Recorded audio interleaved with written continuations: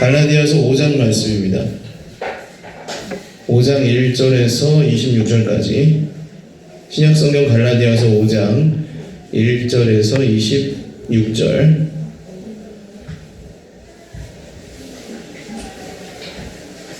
네, 우리 한 목소리로 같이 읽겠습니다. 시작. 그리스도께서 우리를 자유롭게 하려고 자유를 주셨으니 그러므로 굳건하게 서서 다시는 종의 멍에를 매지 말라. 보라, 나 바울은 너희에게 말하노니 너희가 만일 할례를 받으면 그리스도께서 너희에게 아무 유익이 없으리라. 내가 할례를 받는 각 사람에게 다시 증언하노니 그는 율법 전체를 행할 의무를 가진 자라. 율법 안에서 의롭다함을 얻으려 하는 너희는 그리스도에게서 끊어지고 은혜에서 떨어진 자로다. 우리가 성령으로 믿음을 따라 의의 소망을 기다리노니 그리스도 예수 안에서는 할례나 무할례나 효력이 없으되 사랑으로서 역사하는 믿음뿐이니라.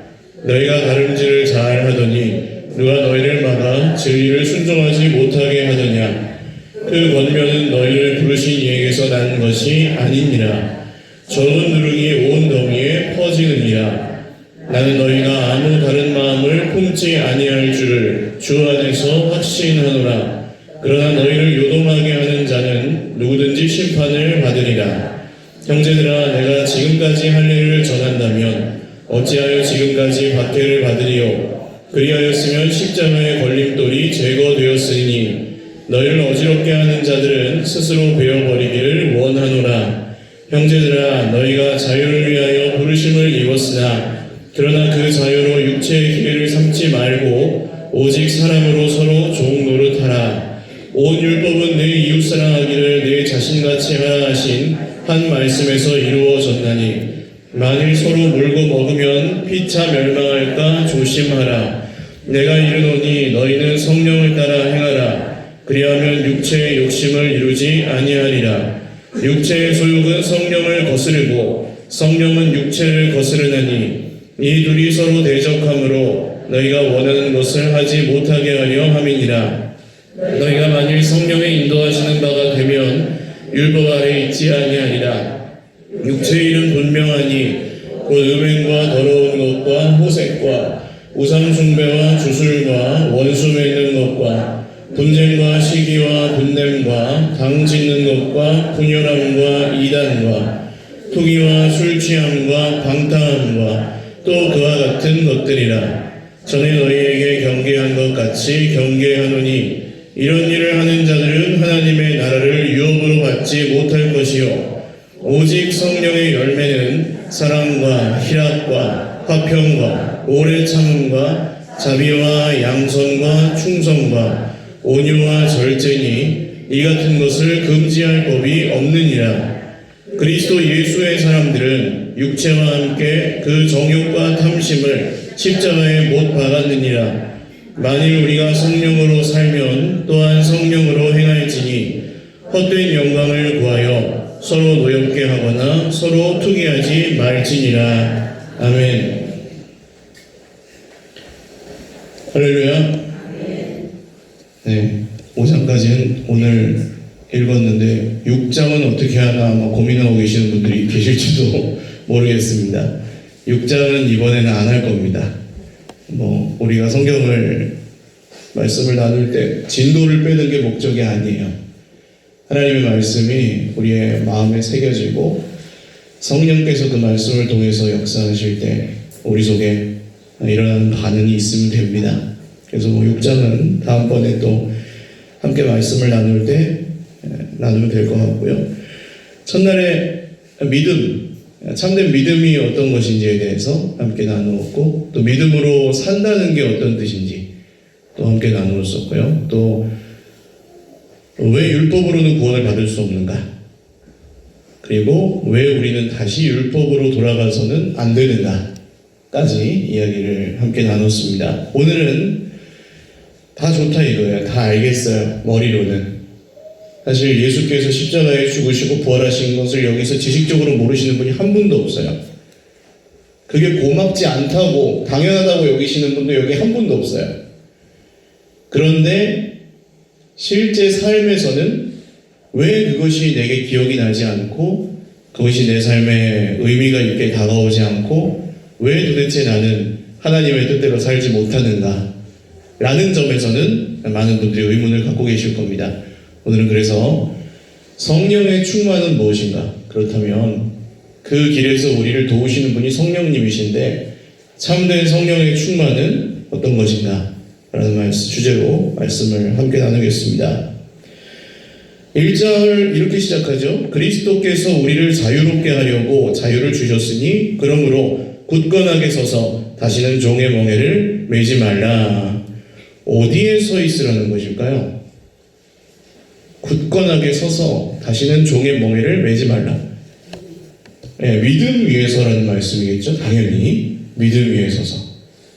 그러면 우리는 첫날에 함께 나눈 바대로라면 무엇을 믿는 믿음입니까? 예, 말씀을 믿는 믿음이죠. 예수님과 예수님이 하신 일들, 그리고 예수님의 말씀을 믿는 믿음 위에 서라는 것입니다. 그런데 자꾸 어디로 돌아간다 그랬어요? 율법으로 돌아가는 거예요. 율법 위에 서서 종의 멍에를 매려고 하는 게 인간의 본능입니다. 계속해서 말씀드렸듯이 이 예수님을 믿는데 이거 가지고는 뭔가 불안한 거예요.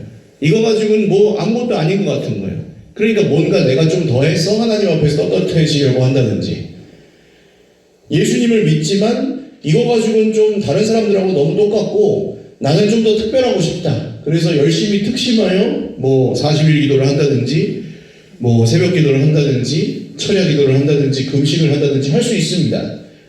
그러나 하나님 앞에서 남보다 뭔가 더 인정받고 뭔가 더 받기 위해서 그걸 한다면 이게 목적이 좀 헷갈려 버린 거죠. 거기서 벌써. 그게 나쁜 건 아니에요. 열심히 하는 게 나쁜 건 아닌데 어디에 서 있느냐가 중요하다는 겁니다. 열심히 하되 말씀 위에 서 있는가, 아니면 뭐 노력하고 열심히 하고 해서 내가 얻어내고 내가 받을 만해서 받는 그런 걸 받기 위해서 서 있는가, 이게 굉장히 중요하다고 말씀을 드렸습니다. 그래서 이제 바울은 이 자유와 사랑의 관계에 대해서 좀 얘기하기 시작하는데 2절부터 보십시오. 보라, 나 바울은 너희에게 말하노니 너희가 만약 할례를 받으면 그리스도께서 너희에게 아무 유익이 없으리라. 자, 갈라디아 교인들이 고민하고 있었습니다. 저 유대 율법주의자들이 할례를 받으라고 하는데 그럼 받아야 되나? 진짜 뭐 예수를 믿음으로 구원받는다고 하는데 그게 전에는 기쁘고 참 좋았는데 저 사람들 하는 얘기를 들어보니까 어때요? 좀 있어 보이잖아요. 육체에 이렇게 흔적이 남기도 하고 뭔가 했다는 성취감 같은 것도 있고, 또 저 사람들은 했는데 나는 안 했네? 이런 죄책감에서 좀 벗어나는 일이기도 하고, 그래서 이 사람들이 고민하는 겁니다. 할례를 받을까? 그랬더니 바울이 거기서 뭐라고 하냐면, 할례를 받으면 그냥 예수도 믿고 할례도 받아서 더블로 좋아지는 게 아니고, 그리스도께서 아무 유익이 없다.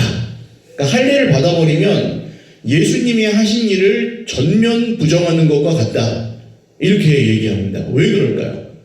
아니, 열심히도 하고 예수도 믿고, 그렇죠? 하나님 뜻대로 예수님도 믿고 내가 나름대로 열심히도 하고 그러면은 상부상조 되게 좋을 것 같은데 왜 이 할례를 하면 예수님이 하신 일은 전혀 효력이 없고 전혀 유익이 없다고 얘기하는 걸까요? 그게 은혜의 원리이기 때문에 그렇습니다. 은혜는 우리 편에서 하나님 앞에 어떤 공로나 자격을 갖고 뭘 받아내는 게 은혜가 아니죠. 은혜는 자격이 없고 정말 1%도 스스로를 구원할 능력이 없는 우리를 향해 주어진 하나님의 일방적인 사랑입니다. 할렐루야. 그래서 예수님께서 그것을 온전히 이루신 거예요. 이게 왜 중요하냐? 거기서 0.1%라도 내가 했다고 생각하는 사람은 어떻습니까? 그러면 예수님을 온전히 의지하기보다는 거기로 이제 0.1%의 구멍으로 뭐가 들어오기 시작하는 거죠. 율법의 함정들이 들어오기 시작합니다. 야, 저 사람은 저렇게 죄인인데 나는 저 사람보단 낫지. 이 마음이 어디서 와요? 예수께서 100% 하신 게 아니라 내가 그래도 한 1%라도 한 사람은 그렇게 비교하기 시작합니다.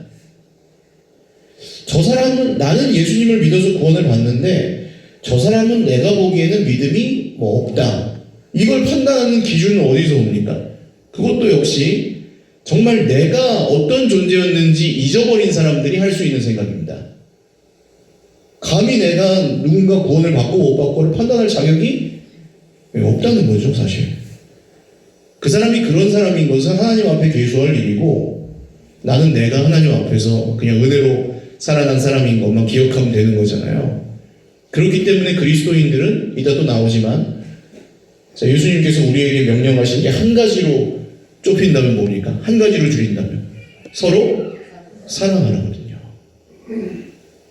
근데 옆에 계신 분도 얼굴을 보세요. 어때요? 사랑스러워요? 네, 믿음의 눈으로 보시면 사랑스럽죠, 다. 그러나 오늘부터 한 3박 4일 정도 우리 집에 데리고 가가지고 합숙 훈련을 한다. 어떠시겠어요? 사랑스럽기만 할까요, 그래도? 왜 웃으십니까? 그래도 사랑스러우실 거예요. 자, 3박 4일 정도는 견딜 수 있거든요. 자, 그럼 이제 한 달 정도 우리 집 데리고 와서 같이 산다. 그럼 사랑스러워요? 조금 아닐 수도 있어요. 그럼 한 1년 정도 같이 산다. 어떻게 될까요? 예, 그럼 이제 영영 안 보는 사이가 될 수도 있습니다. 왜 그럴까요? 자, 필리핀에 가니까 차가 진짜 많아요. 그 마닐라 수도 내에는 더 그렇고 차가 정말 많습니다. 무슨 오토바이부터 시작해서 차가 어떻게나 많은지 사람들이 차 밖에 이렇게 매달려서 타고 가거든요. 그런데 중앙선이 있잖아요. 중앙선의 의미는 뭡니까? 서로 반대 방향으로 오는 차들이 그거를 넘으면 돼요, 안 돼요?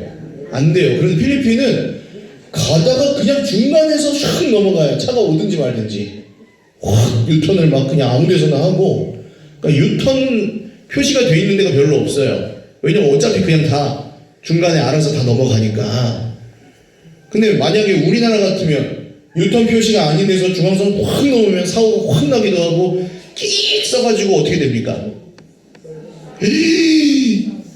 야 하면서 이제 막 육두문자가 오고 고성이 오갈 거 아니에요. 그런데 필리핀은 안 싸웁니다. 그렇게 하는데도 안 싸워요. 사람들이 그렇게 차 많은데 그냥 횡단보도도 없고 어차피 그냥 사람이 막 건너가요. 사고도 안 나요. 사고도 화도 안 내요. 다 멈췄다 가고. 왜 그럴까요? 이게 무질서 속에 질서가 있더라고요. 나름대로 안 싸우고. 그게 왜 어떻게 가능할까요?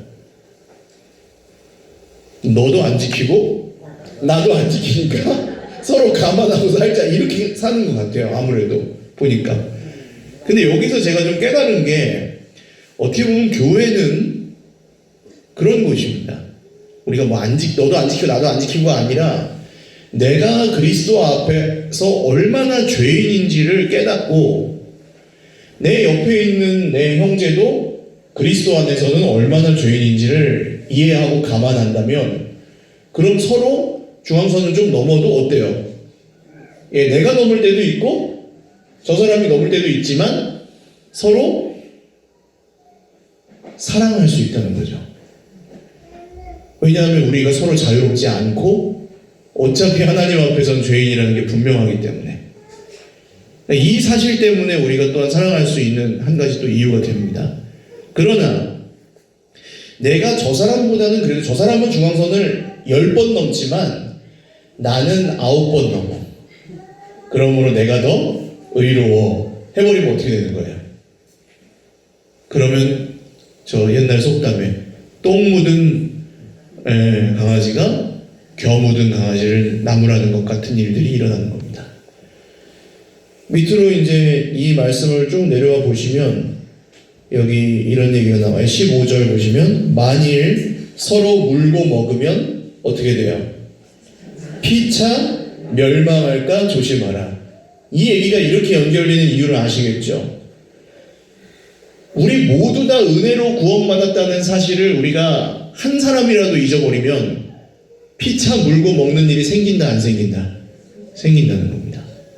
율법의 의를 따라서 좀 잘 지키는 사람이 있고 안 지키는 사람이 있고 열심히 한 사람이 있고 게을리 한 사람이 있고 그러니까 서로 비교하고 계급이 생기고 서로 판단하고 정죄하고 미워하고 하는 일들이 그래서 생기는 거예요. 물고 먹으면 근데 어떻게 돼요?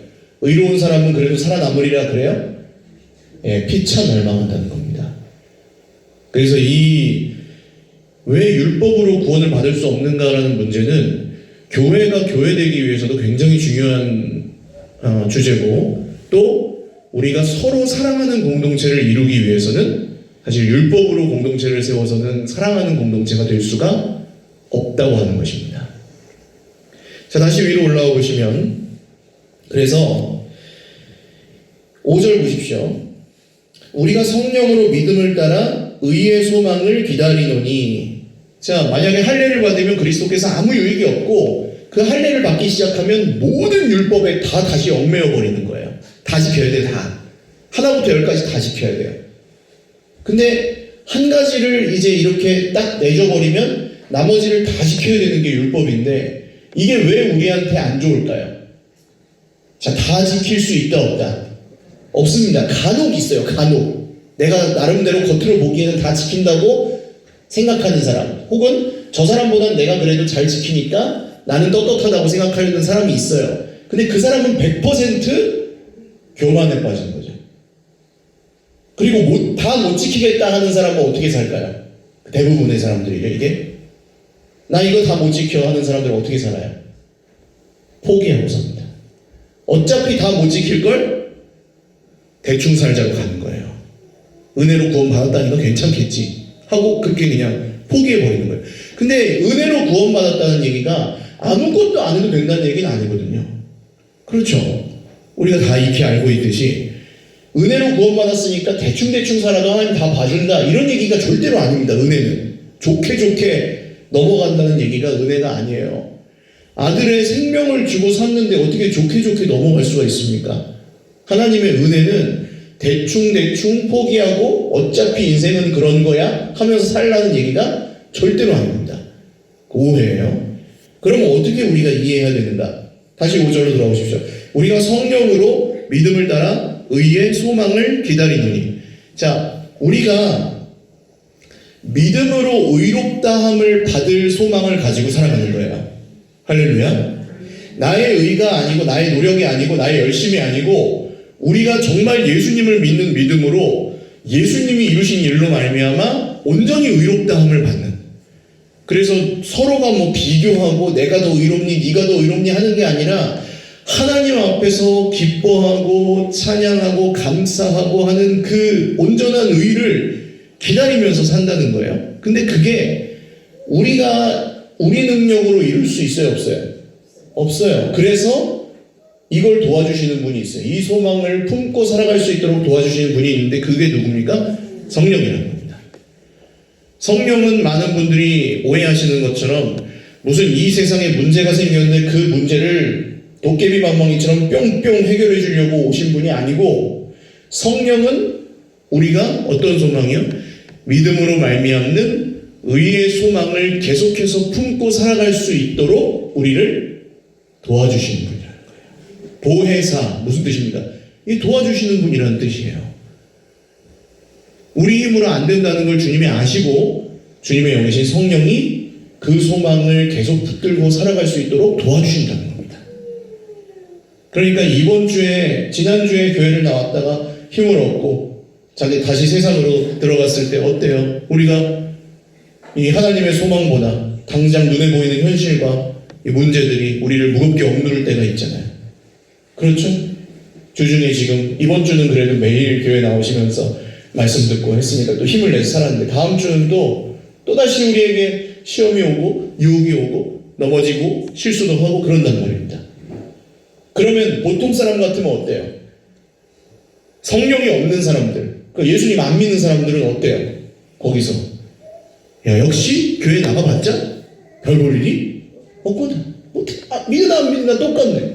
눈에 보이는 형편 어차피 똑같고 부자 되는 것도 아니고 특별히 뭐 마음이 좋아지는 것도 아니고 전부 다 무슨 화목해지는 것도 아니고 똑같네. 다음 주에는 그래서 안 나오는 겁니다. 기대감이 없으니까. 근데 그 다음 주에도 우리가 교회 나오고 예배를 드리는 이유는 뭐예요? 그 소망을 우리 속에 계속해서 유지할 수 있도록 도와주시는 성령님 때문이라는 거죠. 오늘 내가 뭐 들을 만한 게 있었다 없었다 그걸 따라서 우리가 여기 나온다면 못 나옵니다. 그 문제가 아니에요. 그러나 정말 하나님께서 나에게 하실 말씀이 있고 하나님께서 정말 나를 그렇게 의롭게 하셨고 하나님이 정말 나에게 영원한 생명을 주신다고 믿는 분들은 오늘도 아무리 육신이 피곤하고 형편이 안 돼도 소망을 품고 이 자리에 나오시는 거죠. 그걸 누가 도와주시는 거라고요? 성령님께서 도와주신다는 겁니다. 그래서 6절 그리스도 예수 안에서는 할례나 무할례나 효력이 없으되 할례를 받으나 안 받으나 별로 상관이 없다는 거예요. 이제는 어떤 신학자는 이렇게 비유합니다. 겨울에 얼음이 꽉꽉 얼었어요. 호수가. 그때는 뭐 차를 타고 건너가든 썰매를 타고 건너가든 뭐 상관없어요. 걸어가든 꽉꽉 얼었으니까 건너갈 수 있죠. 근데 이제 봄이 왔습니다. 그러면은 거기다가 차를 타고 건너가면 돼요, 안 돼요? 어떻게 됩니까 그러면? 얼음이 깨져서 빠지는 거예요. 이 차가 뭐냐? 그게 율법이라는 겁니다. 겨울에는 타고 건너갈 수 있었어요. 그걸 물론 뭐 그게 건너간다고 해서 해결되는 것도 아니었지만 그걸 타고 건너가도 빠지지 않았다는 겁니다. 괜찮은 것 같았어요. 근데 이제 때를 따라서 봄이 왔는데 이제는 얼음이 다 녹으면 뭘 타고 건너가야 돼요? 배를 타고 가야 되잖아요. 근데 거기서 차에다가 부릉부릉 시동을 걸고 있으면 어떻게 해요? 바보짓이라는 거예요. 그게 할례라는 겁니다. 그럼 어떻게 해야 돼요? 배가 있고 차가 있어요. 그럼 뭘 타야 돼요? 배를 타야 되죠. 배를 타려면 뭐가 있어야 돼요? 배표가 있어야 되잖아요. 티켓이, 내 자리가. 그 자리를 맡아놓으신 분이 누구예요? 성령님이라는 겁니다. 그분이. 그래서 우리는 그 배를 타고 그냥 뭐 우리가 노력할 거 없이 타고 있으면 그냥 건너가는 거예요. 그 자리도 우리에게 예비되어 있고. 그래서 그리스도 예수 안에서는 할례나 무할례가 효력이 없고 사랑으로서 역사하는 믿음뿐이다. 우리의 그 믿음이 우리의 삶의 사랑을 통해서 나타나는 것이 증거입니다. 그런 뜻이에요. 바울이 내가 그리스도께서 그리스도의 형상이 여러분 안에 나타날 때까지 해산하는 수고를 합니다. 이런 얘기를 어제 했거든요. 4장에서. 다시 그리스도의 모습이 여러분의 삶에 나타나게 하기 위하여 아기를 낳는 수고를 합니다. 그렇게 얘기했어요. 그게 뭡니까? 그리스도의 형상이 나타난다는 게 뭘까요? 옆에 계신 분도 얼굴 한번 보세요. 이 얼굴에서 그리스도의 모습이 드러나는 거. 우리가 서로 만날 때 그리스도의 사랑으로 서로를 사랑하는 거. 저는 꿈꿉니다. 내가 정말 힘들고 어려울 때 목사님한테 가면 좋죠. 목사님한테 가고 목사님 신뢰하고 뭐 상담하고 기도해달라고 하고 하는 굉장히 좋은 일이에요.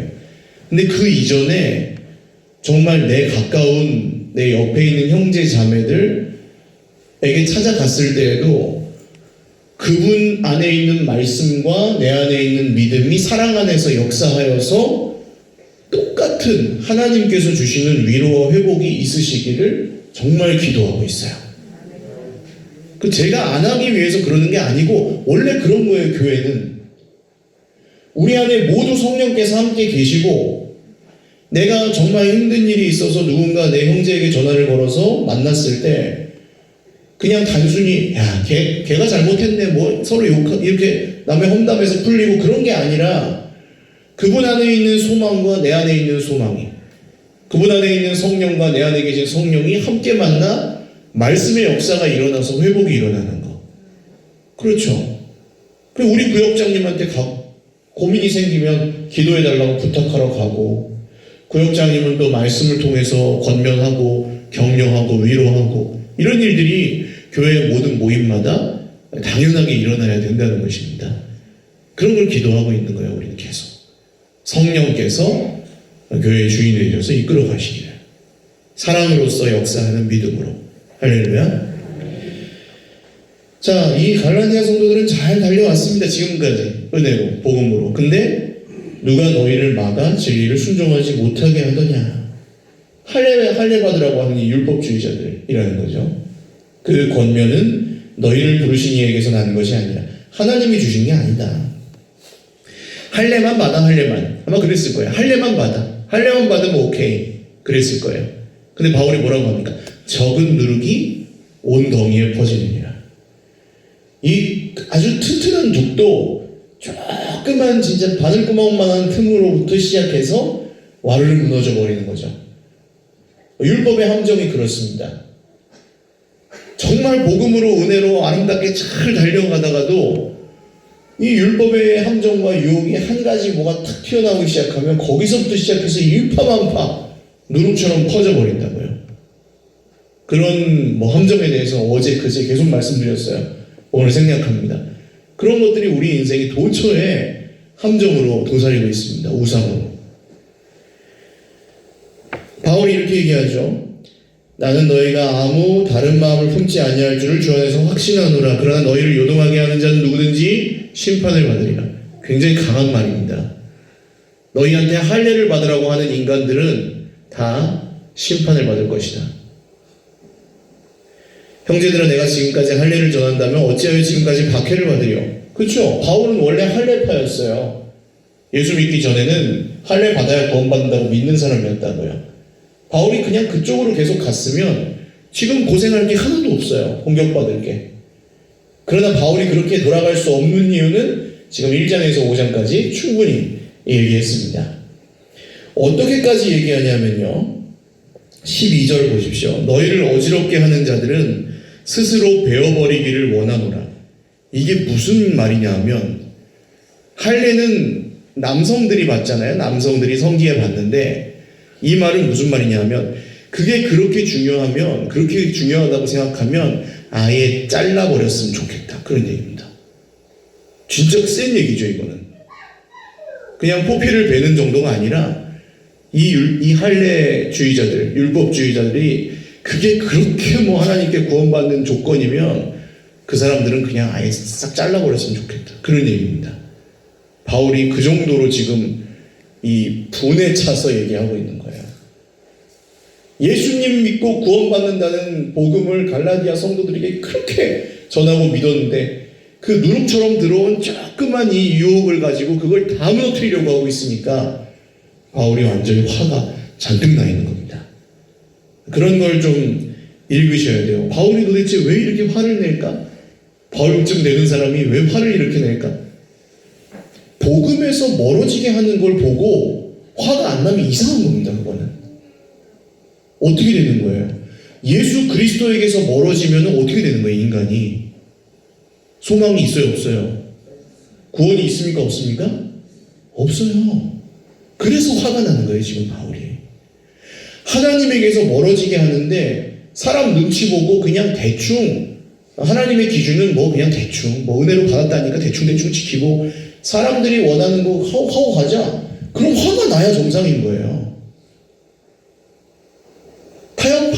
타협하고 서로 이렇게 잘 보듬어주고 해야 될 게 있고 잃어버리지 말고 지켜야 될 게 있습니다. 그게 복음주의예요. 타협하지 말아야 될 것. 우리의 의로 구원을 받을 수 없고 우리는 우리 스스로를 구원할 수 없다는 이 사실에 근거하여 예수님이 우리 믿음의 전부라는 것. 할렐루야. 자, 형제들아, 너희가 자유를 위하여 부르심을 입었으나 그러나 그 자유로 육체의 기회를 삼지 말고 오직 사랑으로 서로 종노릇하라. 자, 예수님을 믿으면 이제 이 구약에서 말하는 율법 다 지킬 필요 있습니까? 없습니까? 많은 분들 헷갈리시더라고요. 율법 지킬 필요 있어요? 없어요? 없습니다. 할렐루야. 자유하셔도 돼요. 그거를 율법을 지켜서 뭘 하나님 앞에 인정받으려고 지킬 필요는 1도 없습니다. 하나도 없어요. 하나도. 아예 안 해도 돼요. 그러나 우리가 오늘날 여전히 뭔가 지키고 있죠. 뭔가 해가고 있죠. 그건 뭡니까 그럼? 그건 왜 하는 거예요? 율법을 지키기 위해서 하는 게 아니고, 우리를 구원하신 하나님의 뜻을 따르는 거죠. 고마워서, 감사하기 때문에, 우리가 하나님의 백성이기 때문에 하나님의 뜻대로 사는 것이 당연해진 겁니다. 그게 우리의 법이에요, 이제는. 지켜서 그렇게 되는 율법이 우리의 법이 아니고 이미 하나님의 백성이 됐기 때문에 하나님의 법을 따라서 산다. 이건 억지로가 아니라 어떻게 해요? 자유함으로, 자발적으로 그렇게 사는 것. 이게 그리스도인의 삶이에요. 할렐루야. 자, 그러면 이 자유를 어떻게 쓰냐는 겁니다. 자유는 선하게 쓸 수도 있고 악하게 쓸 수도 있어요. 그렇죠? 자유가 다 좋은 게 아닙니다. 자, 옆에 계신 분들 지금 졸리니까 동성끼리 계시면은 이렇게 옆구리를 한번 콕 찔러보세요. 옆구리를 콕 찔를 자유가 나에게 있어요, 없어요? 있죠. 자유를 옆구리 정도 한번 찔르면 어때요? 근데 좀 지금 내 옆에 있는 사람이 내가 생각하는 것보다 좀 세게 찔렀다 하는 분, 그럼 어떻게 됩니까? 나에게는 복수할 자유도 있죠. 또 한번 찔러보십시오. 그렇게 찔르다 보면 어떻게 돼요? 점점 세게 찌르는 거죠. 자, 자유를 악하게 쓰는 아주 좋은 예입니다. 자유가 있어요. 우리는 말할 자유가 있어요. 뭐 기분 나쁘면 기분 나쁘다고 얘기할 자유도 있어요. 그러나 그것을 상대방이 들을 수 있게 표현하는 건 뭡니까? 사랑 안에서 그 자유를 행사하는 겁니다. 이해가시죠? 자유에는, 그리스도인의 자유에는 가이드라인이 있는데, 이 테두리가 있는데, 그게 뭐냐? 그게 사랑입니다. 자유를 행사하되 하나님을 사랑하는 사랑 안에서 자유를 하셔야 되는 거예요. 자유를 쓰시되 옆에 있는 형제를 사랑하는 그 사랑 안에서 자유하셔야 되는 거예요. 그렇지 않고 그냥 내 멋대로 나는 그리스도 안에서 괜찮다, 그러니까 난 이렇게 해도 된다 하고 독불장군처럼 해버리면 그것은 그리스도 안에 있는 자유가 아니고 자기가 그냥 그리스도인 겁니다. 자기가 하나님인 거죠. 그걸 자기가 판단하는 거니까. 옛날에 나왔던 그 밀양이라는 영화 있잖아요. 전도연 씨가 주연이었고, 그 아들을 유괴해가지고 살해한 유괴범이 감옥에서 씩 웃으면서 나는 이제 그리스도께 용서받았으니 자유합니다. 이 엄마가 그걸 보고 미치는 거예요. 내가 용서 안 했는데 어떻게 하나님이 먼저 용서를 해? 그건 자유가 아니라는 겁니다. 그러니까 그렇게 용서받는 게 아니죠. 그리스도인의 자유는 야, 나는 하나님께 용서받았으니까 너한테 잘못했던 것도 다 죄값 치렀어, 이게 아니라는 거예요. 그럼 진짜 그리스도인의 자유는 무엇이냐? 자, 이 사랑으로 서로 종노릇하라는 말씀을 기억하고 그 다음으로 보십시오. 내가 이르노니 16절 너희는 성령을 따라 행하라. 자, 오늘 성령 충만이 뭐냐에 대해서 이야기를 나누려고 하고 있습니다. 여기서부터 잘 보셔야 되는 겁니다. 성령 충만이 뭐냐 그러면, 어떤 분들은 내가 어차피 할 수 없으니까 성령께서 언젠가는 오셔서 무언가를 내가 모르게 하시겠지, 이게 성령 충만인 줄 아세요? 나도 몰라요. 성령이 나한테 왔는지 안 왔는지 모르는데 나중에 지나고 보면 뭐가 일어났다, 이게 성령 충만인 줄 아시는 분들이 있어요. 내가 어차피 안 되니까 체념하고 뭐 하나님이 하려면 하고 말라면 마시오, 이게 성령 충만인 줄 아시는 분들이 있어요. 성령 충만이 그런 것입니까? 하나님의 영이 우리와 함께 하시는데 이게 하려면 하고 말라면 말고 뭐 이렇게 그냥 두루뭉술하게 갈까요? 그렇지 않습니다. 성령의 충만은 굉장히 구체적이고 현실적으로 역사합니다. 오늘 말씀에서 한번 찾아보시죠. 내가 이르노니 너희는 성령을 따라 행하라. 자, 어떻게 하라고요? 성령을 따라 행하라. 이게 무슨 말입니까? 성령께서 뭘 기뻐하실까요? 성령이 기뻐하시는 건 뭘까요? 하나님의 영이 뭘 기뻐하실까요? 자, 간단히 표현하면 내 맘대로 사는 걸 기뻐하실까요? 하나님을 기쁘시게 해드리기 위해 사는 걸 기뻐하실까요? 성령이 당연하죠. 명백하죠. 내가 원하는 대로 내 고집대로 사는 걸 좋아하실까요? 아니면 하나님의 말씀대로 사는 걸 좋아하실까요? 예. 그냥 명백합니다. 이건 우리가 몰라서 안 하는 게 아니고 하나님의 말씀에 적힌 대로 하나님의 말씀, 하나님께서 나에게 말씀하시는 대로 따라갈 마음만 가지면 할 수 있는 거예요. 아니 제가 어떻게 해요 목사님, 저는 성경도 잘 모르고 평범한 그냥 인간이지 그렇게 믿음이 좋지 않은데요. 믿음이 좋고 안 좋고 뭐 남보다 얼마나 더하고 못하고 이건 무슨 기준이라 그랬어요? 그게 율법의 기준이잖아요. 비교하는 거. 다시 거기로 돌아가면 돼요, 안 돼요? 안 됩니다. 그러니까 성령을 따라 행하라는 말은 남보다 더 열심히 성경을 보고 남보다 더 열심히 이걸 지키고 뭐 그런 얘기가 아닙니다. 성령을 따라 행하라는 것은, 자 예를 들어서 뭐 저희 아이한테 제가 아침에 일어나서 학교를 가야 되잖아요. 그러면은 이 아이가 잠을 자고 있습니다. 그럼 제가 만약에 아버지로서 얘가 학교에 가야 되니까 아유 피곤한가 보다 하고 그냥 얘한테 옷을 입히고 세수를 다 하고 자고 있는데 밥을 이렇게 입에다가 우겨넣고 그걸 이렇게 들어가지고 학교에다가 대고 와가지고 의자에다가 딱 앉혀놓으면은 어떨까요? 그게 학교 가는 거예요? 아니죠. 그렇게 가면 안 돼요, 안 돼요? 안 좋죠, 그 아이에게 오히려. 그러면 이제 제가 말합니다. 지민아, 일어나라. 그럼 어떻게 하면 돼요? 그게 들리면. 예, 일어나면 되죠. 들리면. 이해 가세요, 지금? 너무 쉽게 얘기하니까 오히려 더 어려우실 수도 있는데. 지민아, 아침이야, 학교 가야 되니까 일어나자 하면은 얘가 그걸 들으면 어떻게 하면 된다고요?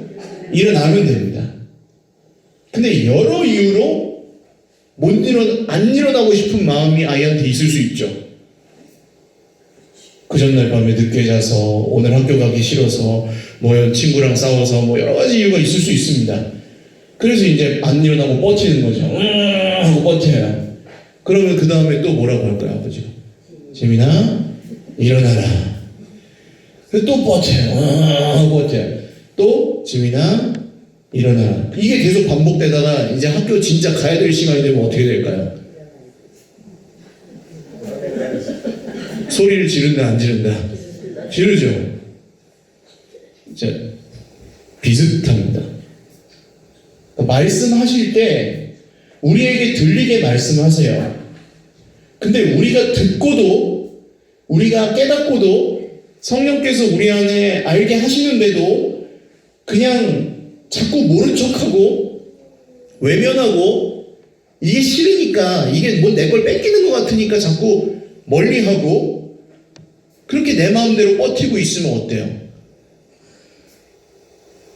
그럼 하나님 뜻대로 사라집니까? 그냥 성령이 그래도 나를 막 몰고 가셔가지고? 그렇지 않죠. 내 마음대로 살다 보면 제가 뭐 계속 말씀드렸습니다. 내가 나를 구원하기 위해서 살면 사람이 어떻게 된다고요? 구원할 수 있어요, 없어요? 없어요. 내가 잘해서 나를 구원하는 거면 잘하면 잘하는 대로 내가 뭐 잘 나갈 때는 괜찮은데 평생 잘 나갔나? 아니죠. 그리고 내가 나를 구원하기 위해서 열심히 했는데 잘 안 됐어요. 그럼 어떻게 됩니까? 그럼 절망하는 거예요.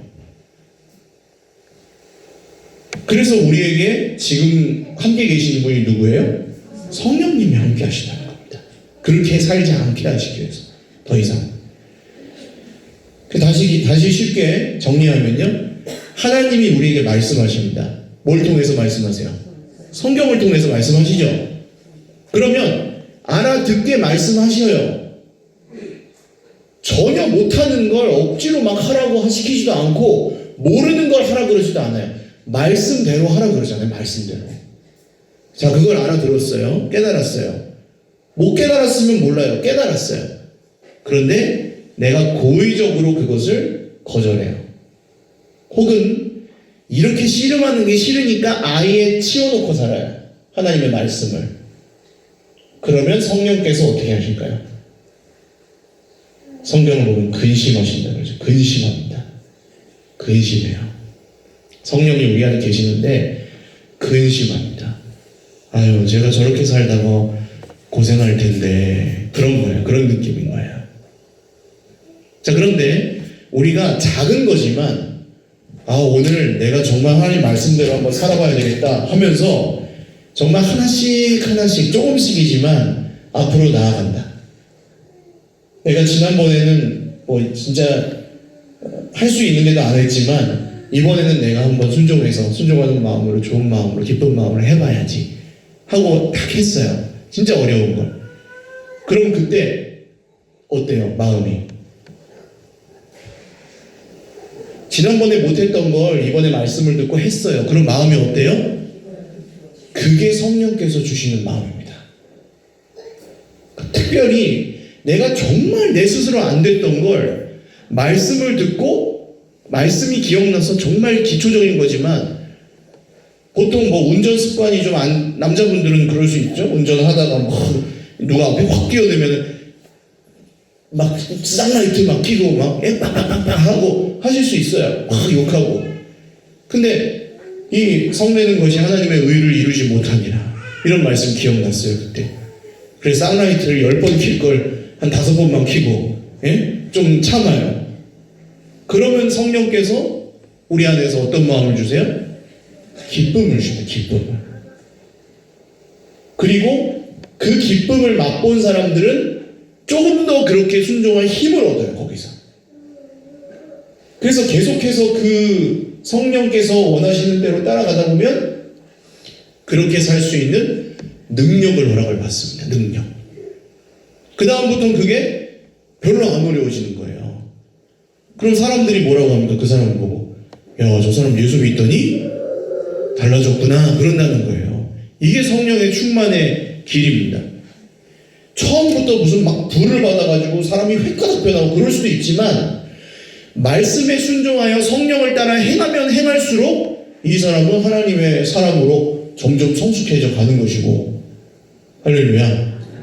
거기서 말씀하시는데도 안 듣고 말씀하시는데도 그건 그거고 현실은 이러면서 그냥 가만히 있고 말씀하는 게 싫으니까 그냥 은근히 치워놓고 내 맘대로 살고 계속 그렇게 가면 이건 그냥 점점점 하나님에게서 멀어져 버리는 거예요.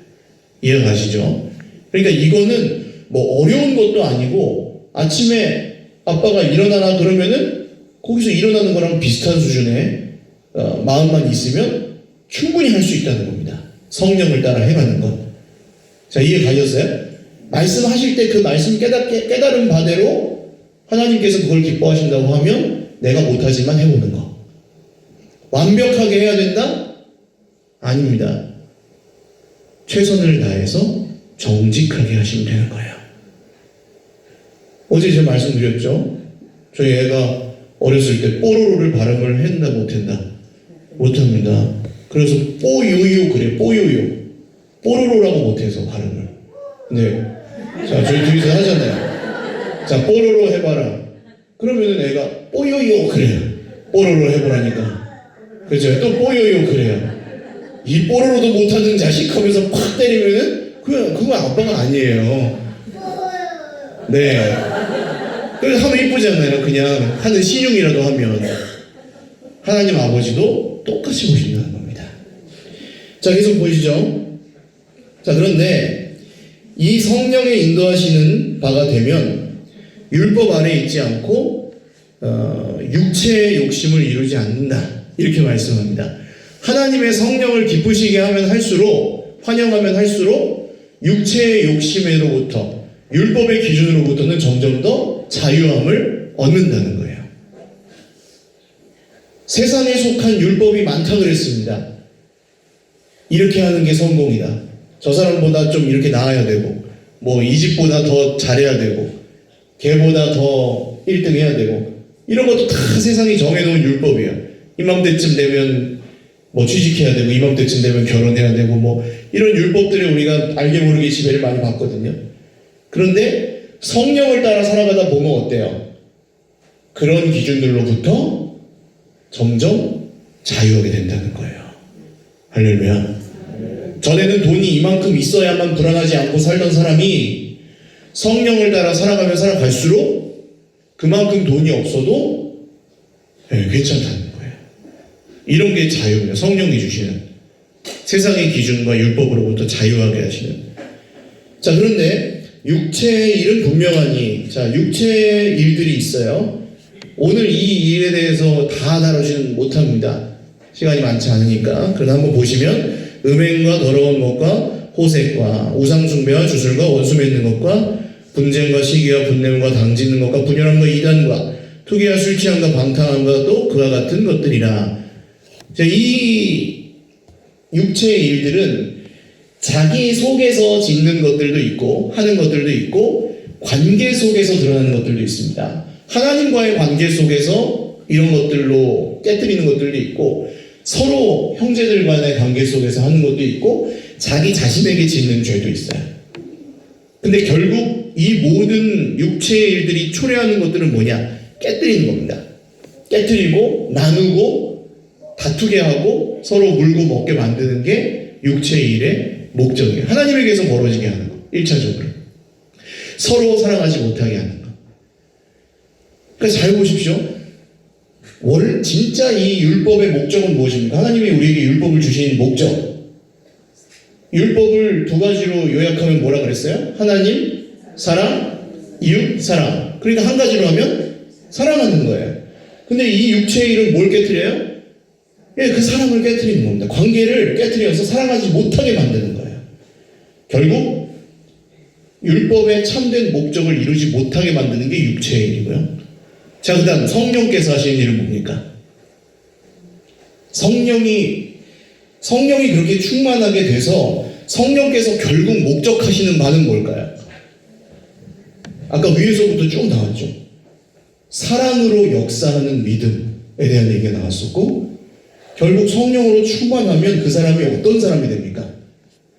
사랑하는 사람이 된다는 거예요. 하나님을 사랑하고, 형제들을 사랑하고, 자기 자신을 건강하게 사랑하고, 그럴 줄 아는 사람으로 변해간다는 거예요. 할렐루야. 그래서 성령 충만한 사람, 증거가 뭐냐? 그 마음에 하나님의 사랑이 있습니다.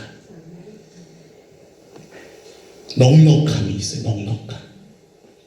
그러니까 막 싸납고 다른 사람이 그냥 하나 봐주는 것도 없고 그냥 막 다 날리고 막 판단하고 너는 그래서 안 돼. 막 이런 사람이 나는 그렇지만 성령으로 충만해. 그럼 뭐예요? 거짓말입니다. 이해가세요? 그럴 수 없어요. 성령으로 무슨 영능력이 충만한데 싸나온 사람 없어요. 그런 사람은. 성령께서 그와 함께 계시면 그에게서는 사랑이 나옵니다. 사랑이. 하나님의 사랑이 그를 통해 드러나고 역사하게 되어 있어요. 그래서 성령 충만한 사람은 무서워서 사람들이 접근하지 못하는 무당 같은 존재가 아니고, 성령 충만한 사람은 예수님이 말씀하신 것처럼 하늘의 겨자씨가 큰 나무가 되어서 공중의 새들이 깃들이는 것처럼 주변의 사람들이 모이게 되어 있습니다. 성령의 사람들에게는. 율법의 사람들, 반대로 율법을 따르고 육체의 일을 따르는 사람들에게는 어때요? 그 사람 옆에 갈 수가 있다 없다? 없어요. 왜냐하면 다 정죄받고 판단받으니까. 이해가시죠? 성령의 충만함은 하나님을 사랑하고 형제를 사랑하고 자기 자신을 사랑하는 그 사랑으로 드러난다. 자, 성령의 열매는 사랑과 희락과 화평과 오래 참음과 자비와 양성과 충성과 온유와 절제니 이 같은 것을 금지할 법이 없느니라. 자, 육체 이제 다 왔습니다. 육체의 일이라고 할 때는 일이라 그랬어요. 일. 그리고 성령에서는 뭐라고 합니다. 지금 열매라 그러죠. 같아요, 달라요? 다르죠. 이 자체가 바울이 오늘 우리에게 말씀하는 바가 있는 거예요. 육체는 일이에요. 일. 겉으로 드러나는 것들, 눈에 보이는 것들, 그런 게 전부라고 생각하면 이 육체의 일을 하면서 살 수밖에 없어요. 그리고 성령의 열매는 뭡니까? 우리가 뭘 열심히 하고 잘하고 내가 너보다 더 많이 사랑해, 내가 너보다 더 잘 기뻐해. 많은 분들이 그걸 성격 탓이라고 생각해요. 하나님 앞에서 손 들고 찬양할 수 있는 사람은 좀 외향적인 사람이고, 아니 나 같은 사람은 손도 못 들어 부끄러워서. 그게 아니고요. 손 든다고 꼭 기뻐하는 것도 아니에요. 저 사람은 원래 마음이 넉넉하고 나는 좁아. 아니에요. 그런 문제가 아니에요. 성령의 열매는. 성령께서 우리 안에 계시면 자연스럽게 드러나는 결과가 이 성령의 열매들인 겁니다.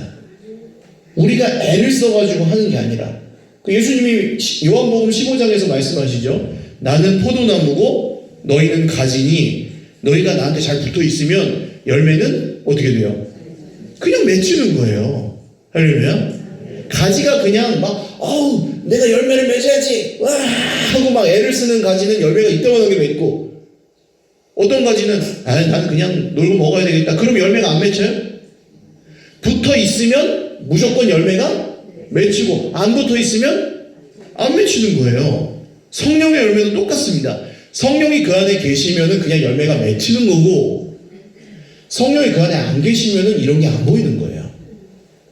그러니까 아까 말씀대로 성령을 따라 행하라 라는 이 얘기를 귀담아 듣고, 내가 어떻게 하면 하나님을 기쁘시게 해드릴 수 있을까 하면서 말씀을 따라 사는 사람들에게는 이런 열매가, 성령의 열매가 반드시 맺히는 줄 믿으시기를 바랍니다. 이 같은 것을 금지할 법이 없느니라. 없어요. 성령의 열매가 맺히는 걸 막을 수가 없다는 얘기입니다. 그리고 중간에 보십시오. 그 사이에 21절 마지막에 보세요. 이런 일을 하는 자들은 하나님의 나라를 유업으로 받지 못할 것이에요. 여기 하나님의 나라라는 얘기가 나옵니다. 육체의 일을 따라가는 사람들에게는 하나님의 나라가 보여요, 안 보여요? 안 보입니다. 성령의 열매가 맺히는 사람들에게는 보인다는 거예요. 여러분, 어디에 소속을 두고 살아가시기를 원하십니까? 어떤 나라의 백성으로 살아가기를 소원하십니까? 할렐루야.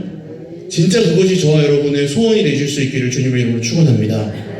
썩어질 세상에 우리의 소망을 두고 여기서 어떻게 하면 조금 더 잘 될까, 어떻게 하면 좀 더 잘 나갈까, 어떻게 하면 노후 대비를 좀 더 잘할까, 그것이 우리의 소망이 되지 말고, 중요한 얘기들이지만 소망은 아니라는 거예요. 그것이 주인도 아니고 하나님도 아니고, 하나님 나라의 소망이 우리를 지배할 때 오히려 우리가 더욱 권세를 얻는 줄 믿으시기를 바랍니다. 교회에서 잘 보세요. 지금까지 교회 생활 오래 하셨는데, 말씀에 붙들려 있는 사람에게 하나님께서 권세를 주십니다. 이거 보이실 거야, 아마. 사람이 봉사를 많이 하고, 헌금을 많이 하고, 열심히 하고, 잘해주고, 그래서 권세가 생길 수도 있는데, 그 권세의 기준은 눈에 보이는 것들이잖아요, 전부. 있다가도 없고, 없다가도 있는 그런 것들입니다. 진짜 하나님이 주시는 영적인 권세는 어디서 나와요? 말씀으로부터 나와요. 그 사람이 얼마나 말씀에 순종하는가로부터 그 사람의 권세가 나와요. 그거는 나를 존경해 하지 않아도 보여요. 그 사람이 말씀에 순종하며 살아가는 사람이면 그 권세가 보인다니까요. 그런 분들이 교회에서 리더가 됩니다. 당연히 그런 분들에게는 사랑의 이 열매, 성령의 열매들이 나타나게 되고, 그 열매를 따라 섬기게 되고, 당연히 사람들이 그 옆에 모이게 되고 의지하게 되고, 이런 식으로 리더들이 세워지는 거예요. 그러니까 무엇을 열심히 하려고 하신다면 하나님의 말씀을 향한 열심이실 수 있기를 주님의 이름으로 축원합니다. 성령을 따라 행하라 그랬어요. 자, 마지막 25절 보십시오. 만일 우리가 성령으로 살면 또한 성령으로 행할지니. 자, 18절에는 너희가 만일 성령의 인도하시는 바가 되면, 이게 문장 형식을 보면 수동태라는 게 있고 능동태라는 게 있습니다. 그게 뭐냐 하면, 능동은 내가 하는 거예요. 수동은 내가 당하는 거. 근데 둘 다 표현했죠. 성령을 따라 행하라, 이건 능동이고, 성령이 인도하시는 바가 된다, 이거는 수동이죠. 이해 가십니까? 그러니까 따라가는 것도 100%고 내가 하는 것도 100%고 성령이 이끌어 주시는 것도 100%인 거예요. 둘 다인 거예요. 아까 말씀드렸습니다. 얘가 안 일어난다 그래가지고 그냥 내가 다 씻겨가지고 밥 먹여 입에 넣어가지고 자고 있는데 그냥 학교에다가 갖다 놓으면은 아무 의미가 없잖아요.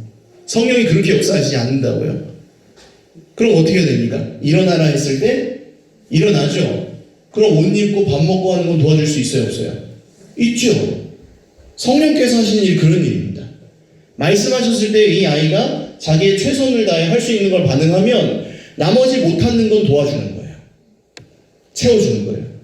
그리고 점점 이 아이가 성숙합니다. 자기 스스로 옷도 입고 세수도 하고 이도 닦고 밥도 먹을 수 있게 돼요. 그러면요, 성령이 그거에다가 못하는 정도만 도와주면 되는 거예요, 성령께서. 그러니까 이 성숙한 사람은 점점 이제는 하나님의 돌보심을 받는 위치에서 어떻게 됩니까? 하나님의 동역자로 자라나게 됩니다. 성령의 충만을 받아서. 성령의 충만을 받는 사람들은 그래서 이제 하나님의 동역자요 친구로서 하나님의 일들을 감당하는 사람이 된다는 거예요. 할렐루야. 이렇게 되는 것이 오늘 저와 여러분의 소망이 되시기를 주님의 이름으로 축원합니다. 열심히 해서 되는 게 아니에요. 다시 말씀드리지만 성령의 인도하시는 바가 되고 또 동시에 성령을 따라 행하고 그 기준은 말씀이며 그런 사람들에게는 하늘나라의 소망이 열리는 것이고 성령의 열매가 맺히는 것입니다. 그러나 육체의 일을 여전히 말씀하시는데도 그냥 따라간다면 그것은 보이지 않을 것이고 성령이 근심하게 되며 점점 더 하나님께서 멀어져 더욱 세상과 율법과 그 초등학문의 기준으로 또 멀어져 버린다는 거예요. 오늘 이 말씀을 기억하시고 성령의 충만을 따라서 이게 누군가 특별한 사람들에게만 허락된 게 아니라 모든 그리스도인들에게 허락된 복임을 믿으시고 이 열매가 저와 여러분의 삶 가운데 우리 가정들 가운데 교회 가운데 풍성히 맺히시기를 주님의 이름으로 축원합니다. 우리 찬양 한 곡 드리고 같이 기도하겠습니다.